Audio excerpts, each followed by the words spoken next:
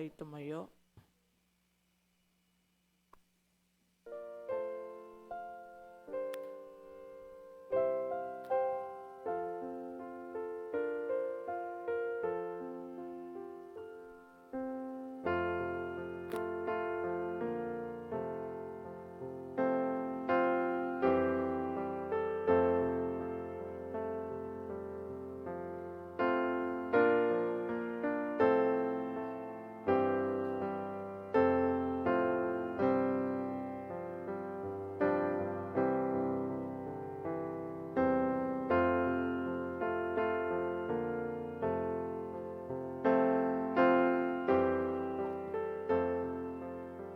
Kawikaan 3:5-6. Kay Yahweh ka magtiwala, buong puso at lubusan, at huwag kang mananangan sa sariling karunungan. Sa lahat ng iyong gawain, siyang ay alalahanin, upang ika'y patnubayan sa iyong mga tatahakin. Tayo po ay manalangin. Diyos amang makapangyarihan sa lahat, maraming salamat, Panginoon, sa pagkakataong ito na muli ay binigay mo sa bawat isa sa amin upang makalapit sa iyo at sumamba sa iyong banal na pangalan. Panginoon, dalangin po namin ang aming pananambahan ngayong gabi. Puspusin mo nawa ng iyong banal na Espiritu, Panginoon, ang lahat ng mga may bahagi. Dalangin po namin, Panginoon, ang iyong presensya. Ikaw, Panginoon, ang amin, bawat isa sa amin, Panginoon, sa gabing ito. At ang mensahe mo, Panginoon, ay tunay na makarating sa bawat isa, makinta sa aming mga isipan, Panginoon. At gawin namin ang iyong mga utos, Panginoon, ayon sa mensaheng ito. Ang lahat ng ito ay aming dalangin sa aming mananakop na si Jesus. Amen. Tayo po ay makakaupo na. Atin pong sama-samang awitin ang Si Jesus ay Kaibigan.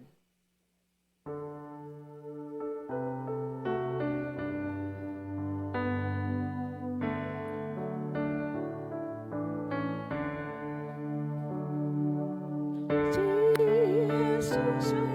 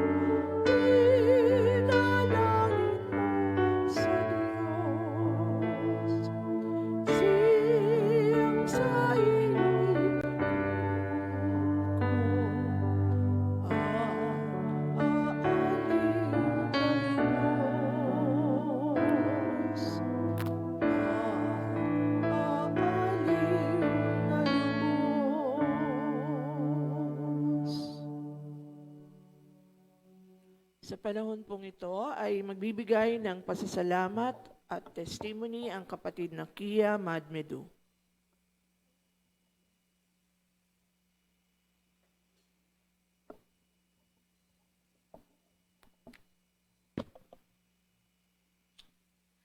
Isang pinagpalang gabi po sa ating lahat.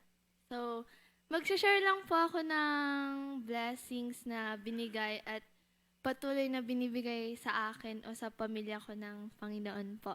Unang-una po, nung SYC, Summer Youth Camp, nagpapasalamat pa rin po ako sa Lord and sa church po dahil po sa binigay na opportunity po sa aming 5 po. Hindi lang po dahil sa nagkaroon po ako ng bagong friends sa national, kundi dahil din po sa mga napag-aralan namin at patuloy na pinag-aaralan. Kasi po, nagko-continue po yung, kahit di po kami magkakasama ng iisang church, nagko-continue pa din po yung pag-uusap and pag-share po namin ng gospel sa isa't isa through messages po. And sa naman po, nung Mother's Day po, after po ng simba, para po makabawi kay mama, nakipag-banding po kami, parang wala po kaming ginawa ni kuya kundi makipag-usap sa kanya or makipag-banding kasi kahit po hindi siya nagsasabi ng mga pinagdaraanan niya po sa pang-araw-araw, nararamdaman pa rin po namin yun and patuloy po kaming nagpapasalamat kasi siya po yung naging mama ko. Ayun lang po.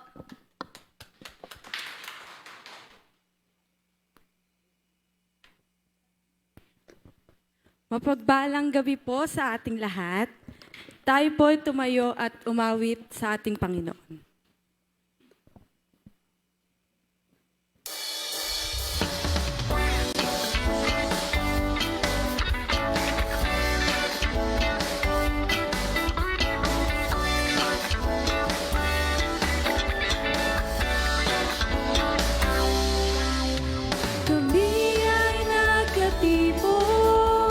Sa ngalan mo, Panginoon, ang lahat ay nadiriwang, ikaw ay kapiling ngayon.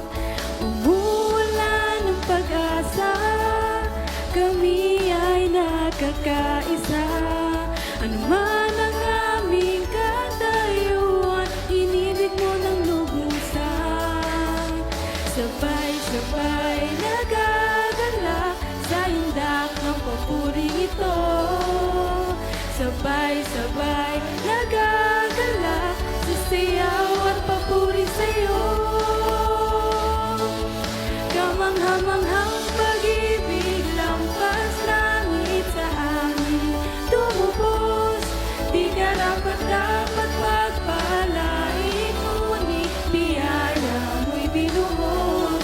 Kamangha-manghang pag-ibig, lampas langit kami, minahal mong lubos. Aming itatanghal ang pangalan mo, Jesus.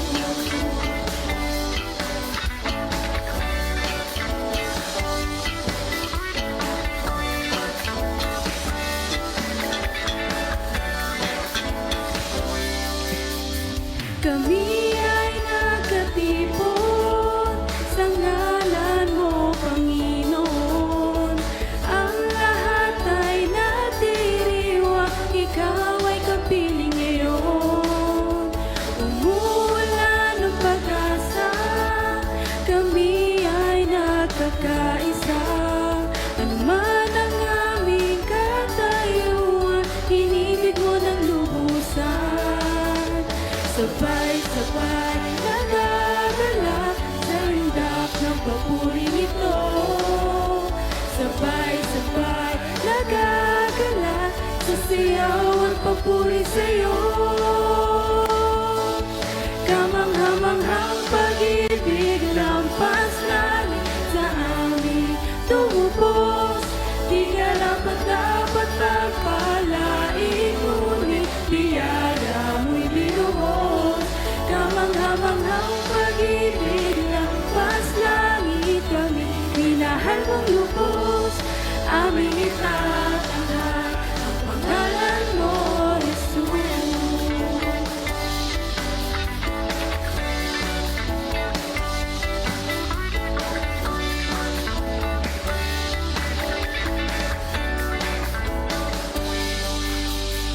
Sabay-sabay nagagalak sa indak ng papuring ito.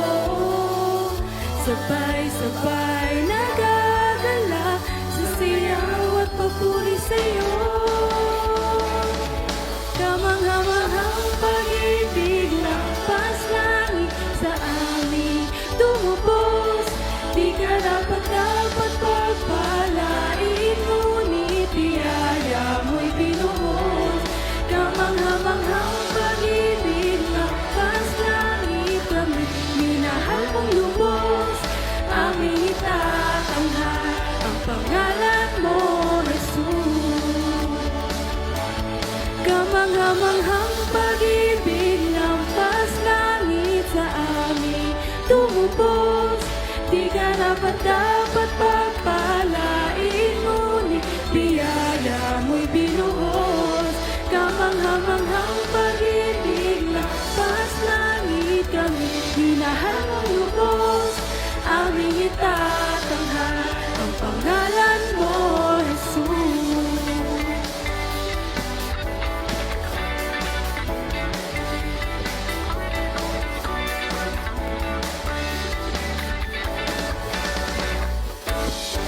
Palakpakan po natin ang ating Panginoon.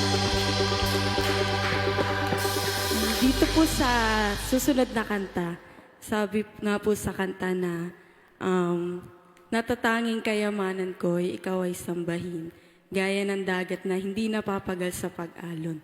So sana po tayo din ay maging alon na hindi napapagod magpuri sa ating Panginoon. Tayo po'y umawit.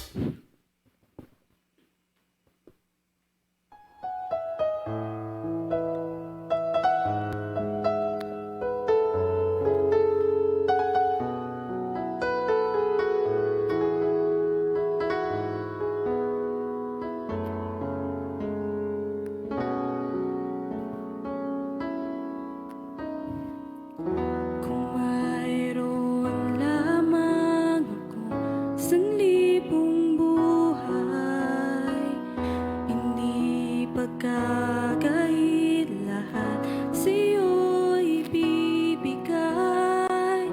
Gayon pa man sa'king nag-iisang taglay, ilalaan bawat saglit upang ibigin ka nang walang humpay.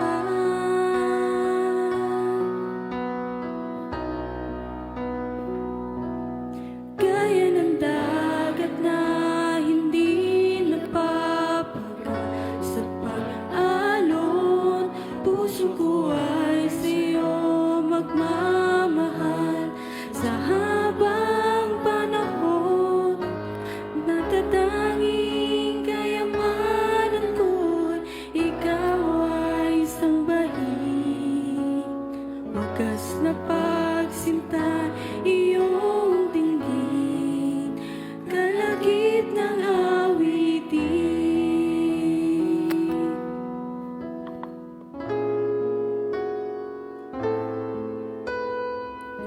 Kung mayroon lamang ako sanlibong buhay, hindi pagkakait lahat sa'yo'y ibibigay.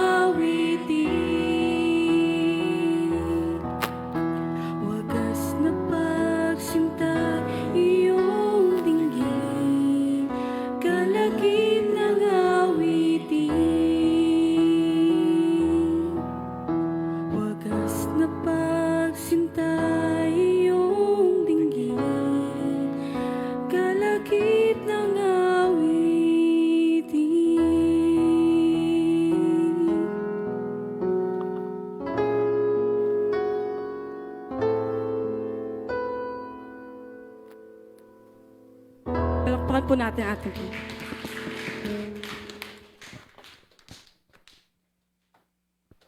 Darako na po tayo sa mensahe sa atin ng Panginoon ngayong gabi na ibibigay po sa atin ng TNP EDBAY. Hello. Magandang gabi po sa inyong lahat. Good evening po. Parang abalang-abala po tayo sa Senado. Good evening po ulit. Yan. Ayos. Good evening.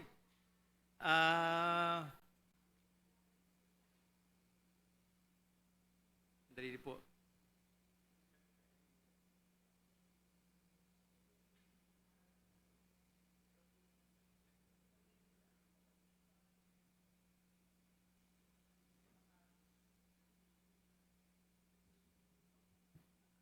Good evening po ulit. Good evening. Ngayong gabi po, ang ating pag-aaralan ay isang napakagandang kwento na matatagpuan po natin sa 2 Chronicles chapter 20 verse 1 to 30. Ito po ay yung ang laban ay hindi sa iyo. No? Kanino ba yung laban? Ang laban, ito ay laban ng Panginoon. No? Hello. Yeah. Kunin ko na lang po. Yan. Ang laban ay hindi sa iyo. 2 Chronicles chapter 20 verse 1 to 30. Basahin po natin. Tayo po saglit na tumayo. Pagbasa po ng ating banal na salita ng Diyos. Ito po ay 2 Chronicles chapter 20 verse 3, 12, 15, and 17. Natakot si Jehoshaphat at dumulog siya sa Panginoon.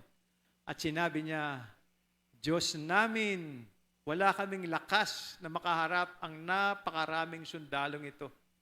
Hindi namin alam ang gagawin, ngunit ang aming mga mata ay nakatuon sa iyo. At sinabi niya, huwag kayong matakot, hindi ito ang inyong laban, kundi laban ng Diyos. Hindi niyo kailangang lumaban, tumayo lamang kayo, makita ninyo kung paano kayo iligtas ng Panginoon. Purihin po ang pagkabasa ng banal na salita ng Diyos. Tayo po'y makakaupo na. Ano po ba itong ating mensahe ngayong gabing ito? No? Hinarap ni Haring Jehoshaphat ang buong bayan ng Judah. At nakakaharap po sa isang napakalaking problema. Maraming kalaban ang paparating upang sila ay wasakin. Wala silang sapat na lakas at wala rin silang magawa sa sarili nilang kakayahan. Pero sa halip na sumuko, lumapit sila sa Diyos. Ang kwentong ito, ang aral na ito, ang gabing ito, ay magtuturo sa atin kung paano natin harapin ang pagsubok sa ating buhay sa ngayon na tayo ay nakakapit sa ating Panginoon Diyos. No? Tingnan po natin ang naging tugon, ang naging aksyon ng mga taga-Juda sa panahon ni Jehoshaphat. Pero by the way, sino po ba si Haring Jehoshaphat? Siya po ay isang hari ng Juda. Ang tatay po niya ay si King Asa. Pag may bakante po kayong oras, basahin niyo po ang 2 Chronicles 17. Andun po yung buong buhay ni Jehoshaphat. No? Siya po ay naging hari at the age of 25 and 35 years po siyang namuno sa kaharian ng Judah. No? At during his time, sa kanyang pamumuno, siya po ay napakagaling na hari. Hindi po siya sumunod sa mga Diyos-Diyosan. At doon po ay kinalugdan siya ng Panginoon. Ngunit sa may mga panahon din po siya na siya ay parang naligwak din. No? Nagkaroon din po siya ng kasalanan kasi may kinampihan po siya isang hari, si King Ahab. Na siya po ay, itong si King Ahab po ay sumusunod po ito sa mga Diyos-Diyosan. Lumaban po sa gera sa King Ahab, sumama po siya doon, sila po ay natalo. At nagnegosyo din po si King Jehoshaphat. Nagtayo po siya ng negosyo ng paggawaan ng mga barko. No? At nalugi din po siya kasi yung kasosyo niya is naniniwala sa mga Diyos-Diyosan. No? Namatay po siya at the age of 60 at napakaganda po ng kanyang ginawa sa kanyang kaharian. At dahil sa kanyang magandang pamumuno, ay parang nagalit sa kanya yung kanyang mga kalapit na kingdom, mga bansa. At siya ay ginawa ng masama, nag-alyansa. Hindi po alyansa doon sa politika. Nag-alyansa po sila. Noon pa po, nagkakaroon na ng alyansa mga bansa, no? Upang sugurin, upang girahin si King Jehoshaphat. Dito po tayo magsisimula. Paki-plus daw po. Ano po ba ang katotohanan ng laban? No? Dumating ang panahon na nilusob ng mga Moabita, Ammonita at ng ilang Munita si Jehoshaphat. Nabalitaan niya na isang malaking pangkat mula sa Edom ang sumasalakay sa ibayo ng lawa na nasa Hasun Tamar na tinatawag ding En-Gedi. Nabahala po si Jehoshaphat at humingi siya ng patnubay kay Yahweh. Inutos niya na mag-ayuno ang lahat ng mamamayan ng Juda. Nagtipon-tipon ang buong Juda upang humingi ng tulong kay Yahweh at dumating sila buhat sa iba't ibang mga lungsod. Ano po ba yung ginagawa natin pag tayo ay nakakaharap ng napakalaking problema sa ating buhay? Tayo po ba ay inuuna po ba natin yung sarili natin? Hindi. Itong sarili ko muna ang unahin. Ang takot po ay hindi kasalanan. Ngunit dapat itong maging sinyalis na lumapit tayo sa Diyos. No? Andito na po yung malaking kalaban ni Jehoshaphat. Ang una po niyang ginawa, tumawag po siya sa ating Panginoon Diyos. Kapag may problema po tayo, ang una natin dapat gawin ay manalangin. Hindi mag-aalala, hindi mag-isip ng sariling diskarte. Minsan po, nauna pa yung ating diskarte kaysa panalangin. Minsan, nauna pa yung pag-aalala natin. Baka ito mangyari, baka kung ano masama. Pero kung pag inuna po natin ng panalangin, no, napakaganda pong start nun upang malampasan po natin lahat yan. Ang kapangyarihan ng pananampalataya at panalangin sa talata 5-13. Nanalangin si Jehoshaphat na may malalim na pananampalataya dahil nakita niya na po yung napakaraming hukbo na pupunta sa kanyang bayan. Inaalala niya mga pangako ng Diyos at inamin niya, wala kaming sapat na lakas upang labanan ang malaking hukbong ito na dumarating sa aming buhay. Hindi namin alam ang gagawin, ngunit nakatuon sa inyo ang aming mga mata. Napakaganda po. Nakatuon sa inyo ang aming mga mata. Dito po ay lubos na nahirapan na si Jehoshaphat at hindi niya alam ang gagawin. Ngunit ang panganalangin niya, ang pag-ayuno niya, ay nandun siya nakatingin sa ating Panginoon Diyos. Inamin nila ang kanilang kahinaan, isinuko ang lahat sa kapangyarihan ng Diyos. Minsan, pag tayo po ay nakakaranas ng hukbong problema, maging ito'y pinansyal, o karamdaman, trabaho, sa pag-aaral, relationship, minsan di natin alam gagawin natin. Pero as a Christian, as naniniwala tayo sa ating Panginoon Diyos, ang una nating gagawin is manalangin, isuko sa Panginoon ang lahat ng ating kahinaan. And I'm sure na ang ating kahinaan ay bibigyan ng kalakasan ng ating Panginoon Diyos. Ang pangatlo po, ano po ang ginawang strategy, ang estratehiya ng papuri? Sa mga talata 14:22 po ito. Nagsalita ang Diyos sa pamagitan ni Jahaziel. Huwag kayong matakot o mawalan ng loob dahil sa dami nila sapagkat ang labang ito ay hindi sa inyo, kung hindi sa Diyos. Ano po ang utos? Pumunta sila sa lugar ng labanan, ngunit sinabihan silang tumayo lamang at panuorin ang pagligtas ng Panginoon. Paano po ang naging paraan? Nagtalaga si Haring Jehoshaphat ng mga pang-aawit na umaawit at mupuri sa Diyos habang nauuna pa sila sa mga hukbo. Napakaganda po, Si Sige, pumunta kayo doon, tumayo lang kayo. Ano pong ginawa? Aawit lang. Pag umawit ka pala, matatalo ng kalaban. Ano pong inawit nila? Purihin si Yahweh. Pag-ibig niya ay tunay. Laging tapat. Kailanman.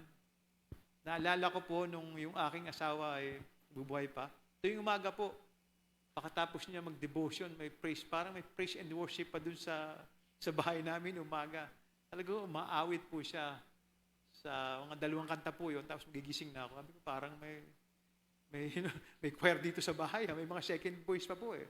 Andun po yung pagpupuri niya, lagi-lagi sa Panginoon, no? Hindi po nawawala. At dito po, mapapansin po natin na wala pong gagawin ng mga anak ng Diyos, kundi tumayo at magpuri sa Panginoon. At ganun po ang ginawa ng mga taga-Juda. At nang sila po ay nagsimulang umawit at pumuri at ang kumilos po ang Diyos.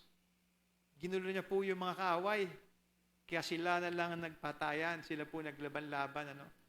Diyan na po yung mga sumusugod na po yung mga kalaban. Tapos yung mga taga-Juda po, piling-pili kumakanta. Isang choir na kumakanta lang ng papuri sa Panginoon. Parang nawala po sa katinuan na pag-iisip yung mga kalaban niya, sila-sila. Sila-sila nag-away. Sila-sila nagpatayan. Kaya kumakanta lang, sila umaawit lang. Hindi kinakailangan lumaban ng mga taga-Juda. Ang ginawa lang nila ay pulutin ang mga nasamsamo o mga biyaya na ihanda ng Diyos para sa kanila.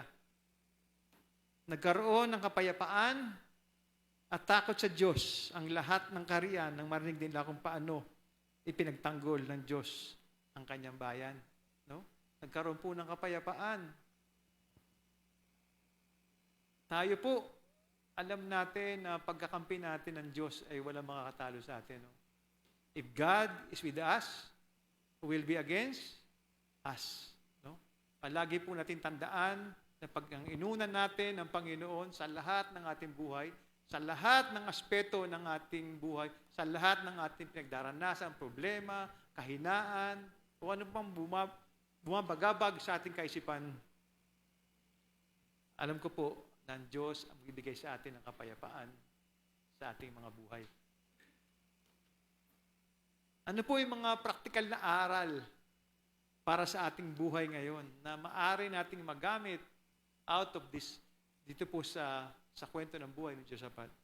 Number 1 po, isuko po natin ang laban. Tigilan mo na ang pilit na pag-aayos ng lahat ng gamit ang sarili mong lakas. At kung nag-aalala ka pa rin, ibig sabihin, hindi mo pa ito lubos na ibibigay sa Diyos. Sabihin natin, Panginoon, sobrang laki ng problema ang ito para sa akin, pero hindi ito malaki para sa inyo. Sa inyo po ang labang ito. Di ba, may kanta po si Manny Pacquiao, ano? Alam ni, ano nga po yung kanta ni, para sa iyo, laban na to, di ba? Para sa atin po yun. No? Ang laban po, palaging para sa atin. Lumalaban po ang Diyos para sa atin. Sobrang laki ng problema ni Josaphat, no? Pero alam po natin, ang ating po Diyos, wala pong malaking problema sa Panginoon. Eh. Sa tapat lang po tayong dumudulog at tapat na nanalangin sa Kanya. Sa unang Pedro, 5:5-7, ipinagkatiwala ninyo sa Kanya ang inyong mga lalahanin sapagkat Siya ay nagmamalasakit sa inyo. No, ibigay po natin sa Diyos karamdaman, finances, lahat po. Tuwing Wednesday po, sa aming prayer meeting, yung mga kabataan po, nandun po yung mga batang, mga tatawa po si ate. Mga kabataan po nandun eh. Mga seniors na po yung mga nandun halos. Ganun po ang ginagawa namin lahat. Yung mga prayer request, yung mga dulot, kahit anong panalangin po yan. Tatandaan ko po, pagmamahal po ni ate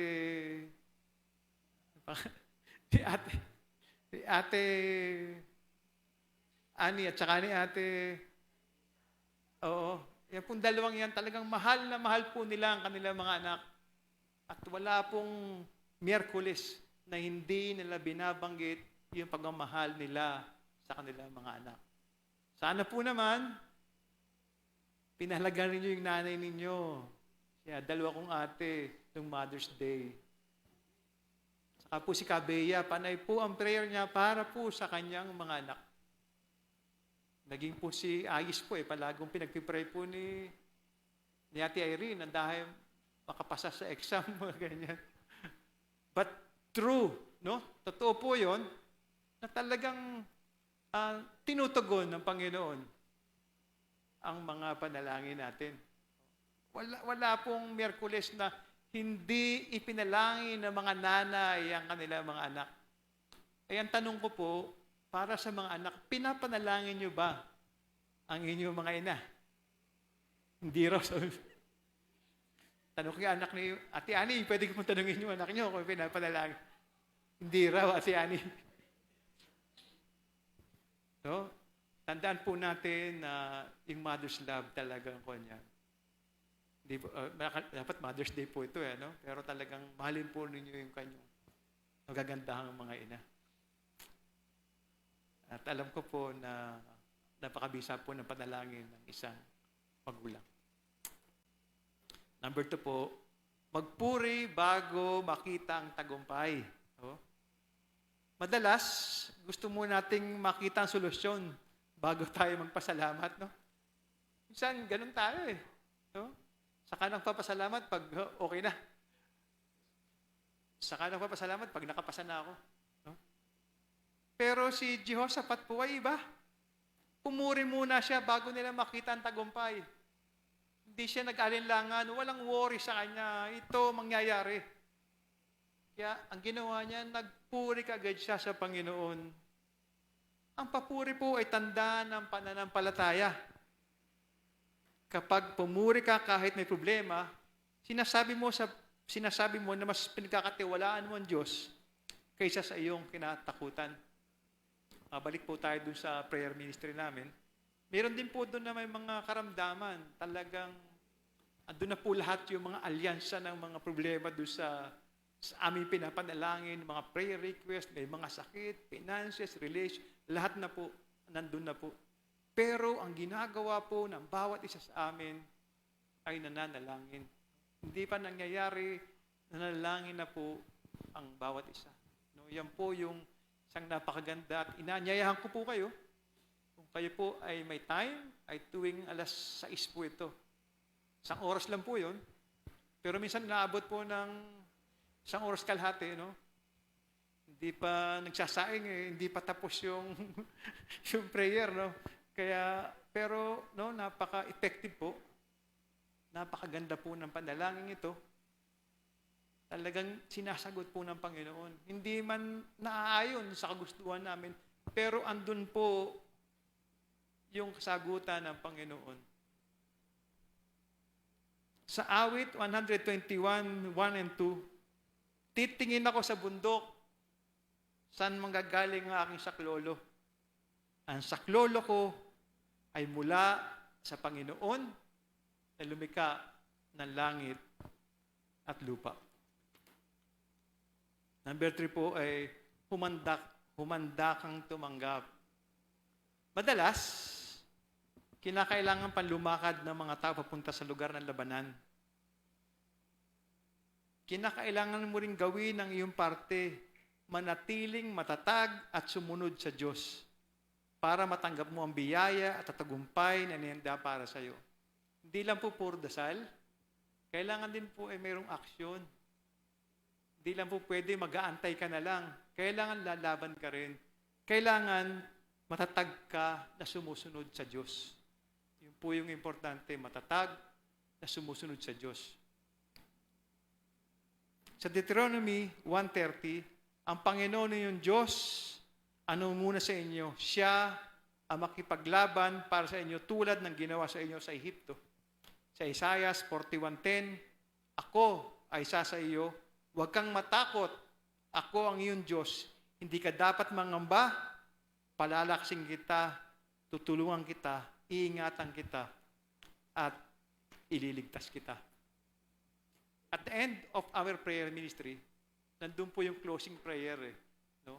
Doon po parang sinasummarize po ni kapatid na Dison. Si Dison po ang kwan dyan ang aming regular na nagpe-prayer. At pag nagdarasal po si Dison, parang napakalalim po ng mga binibitawan niyang panalangin. Talagang parang nakakaantig po ng puso. At inanyahan ko po kayo na pakinggan niyo po yung closing prayer ng ating brother Dison. Kala nyo lang po, si Dison lang po yan, pero pag narinig niyo po siyang manalangin, makita niyo po yung para pong Holy Spirit po siya. Pag nanalangin siya, napakaganda po ng closing prayer po niya. At talagang tutugunin ng Panginoon ang aming mga panalangin. Ang ating pong mga problema ay hindi natin laban. Ito po ay laban ng Diyos. Mga kapatid, ano po yung mga hukbong, mga alyansang problema na kumakapit sa atin ngayon? Hukbo ng kakulangan ng finances. Hukbo ng napakaraming karamdaman. Hukbo ng problema sa relationship. Hukbo sa pag-aaral. Hukbo sa kawalan ng trabaho. At gawin din po sa mundo na napakagulo ngayon na iniisip mo rin. No? Mga kapatid, lumapit po tayo sa Panginoon. Ituon po natin ang ating mga mata, ang ating mga sarili sa Panginoon. At sigurado po dito sa kanyang verse, sa verse 12 po, hindi namin alam ang gagawin namin, ngunit ang aming mga mata ay nakatuon sa iyo. Ang sinabi ng Panginoon Diyos para po sa atin ito, huwag kayong matakot. Hindi ito inyong laban, kundi laban ng Diyos. Magandang gabi po at purihin po ang ating Panginoon Diyos. Darako na po tayo sa paghahandog, kasabay ng tayong awit ni kapatid Jel Ann Mones.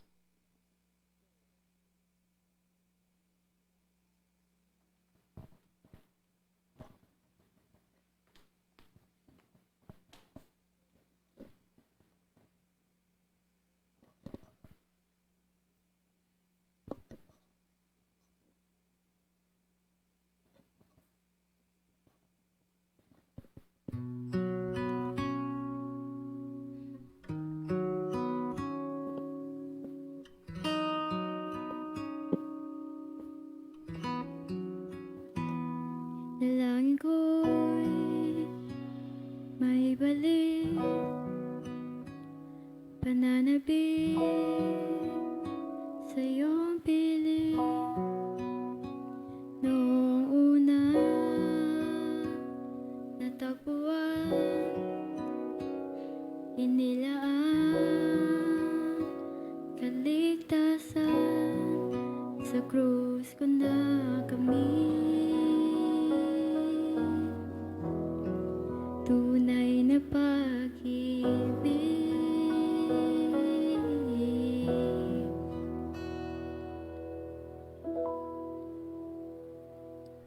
Panginoon, tanging tahanan, kapahingahan, sa'yo ko lang natagpuan ang tunay na kaligayahan, kapayapaan. Sa'yo ko lang nadarama, o Ama, ako'y nagbabalik, Panginoon, hindi na alis.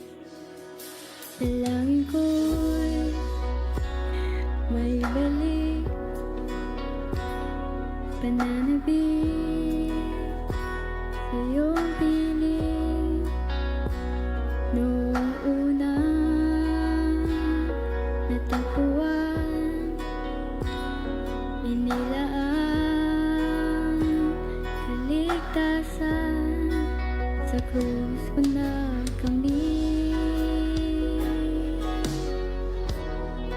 tunay na pag-ibig.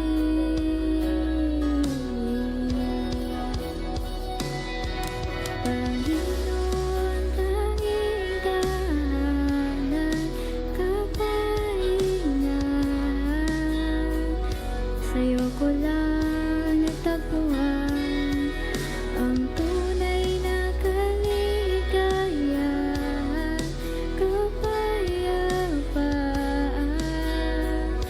Sa'yo ko lang nadarama, o Ama. Ako'y nagbabalik, Panginoon, hindi na alis.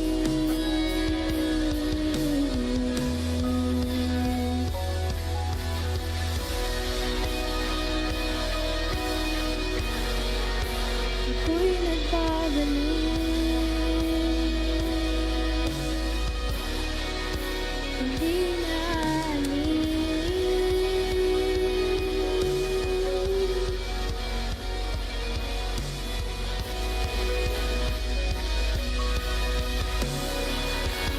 Dito lang ako sa presensya mo.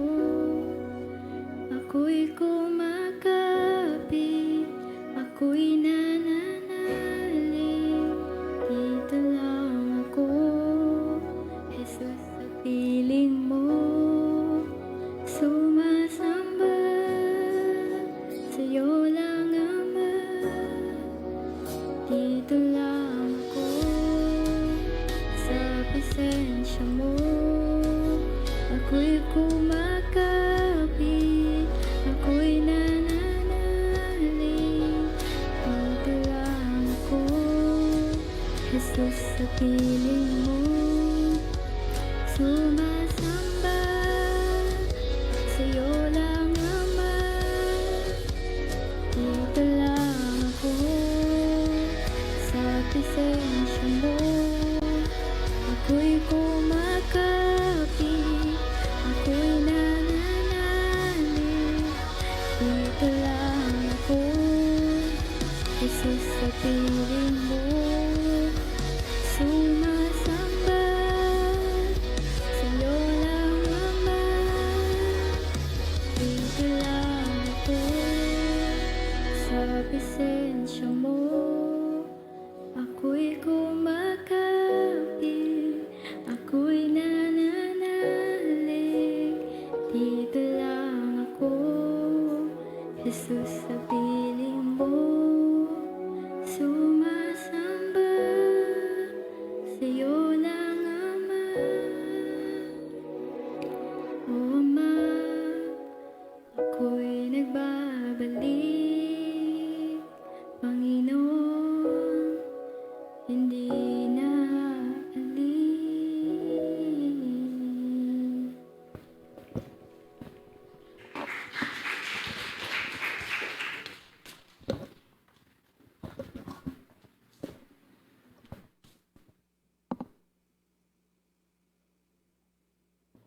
Darako na po tayo sa sama-samang panalangin. Tayo pong lahat ay tumayo. Ang mga nasa tahanan ay sumabay po sa pananalangin. Ang mga ipapanalangin po ay makikita natin sa ating live stream. Para po sa prayer group number 1, mga kabataan. Prayer group number 2, mga kababaihan. Prayer group number 3, young adults. At prayer group number 4, mga kalalakihan, TNP. Sige po, tayo po ay magsama-sama na.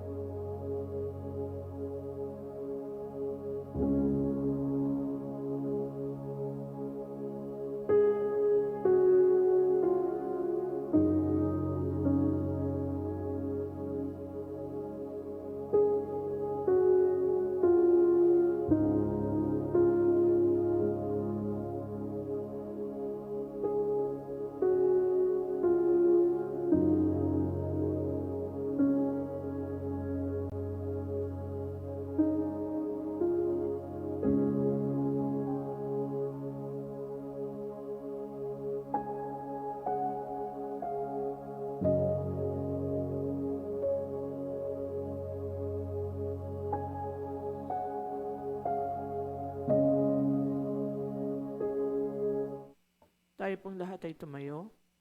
Awitin po natin.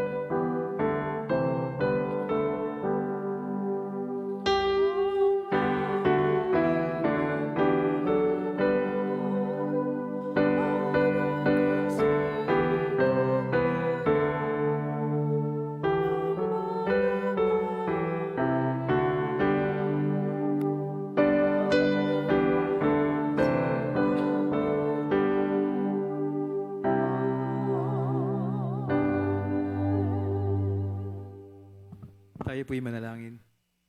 Diyos, amang makapangyarihan sa lahat, pinupuri ka po namin at pinapasalamatan. Maraming salamat po sa mensahe na ipinagkalob mo sa amin. Maraming pong salamat na alam namin na kayo ang aming sandigan, ng lahat ng laban namin ay hindi namin laban, kundi laban po ninyo. Lord, panatilihin niyo po nawa na ang mga puso at ang isip na ay nakaangkla po sa inyo, Panginoon. Lord, maraming pong salamat sa kalakasan, biyaya ng katawan na ipinagkaloob mo sa bawat isa sa amin. Sa lahat po ng hindi namin nakasama dito, Panginoon, Lord, kayo po ang patuloy din mag-bless po sa bawat isa. At sa aming paghiwalay-hiwalay, Panginoon, ay bigyan niyo po sa amin ang iyong pagpalang bendisyon sa Kanya na makapag-ingat sa inyo upang hindi kayo magkasala at makapagharap sa inyo ng walang kapintasan at may malaking kagalakan sa Kanyang kaluwalhatian sa isang Diyos na ating tagapagligtas sa magitan ni Jesucristo na Panginoon natin. Sa Kanya ang kaluwalhatian, kadakilaan, kapamahalaan at kapangyarihan mula pa noong una, ngayon, papakailanman. Amen.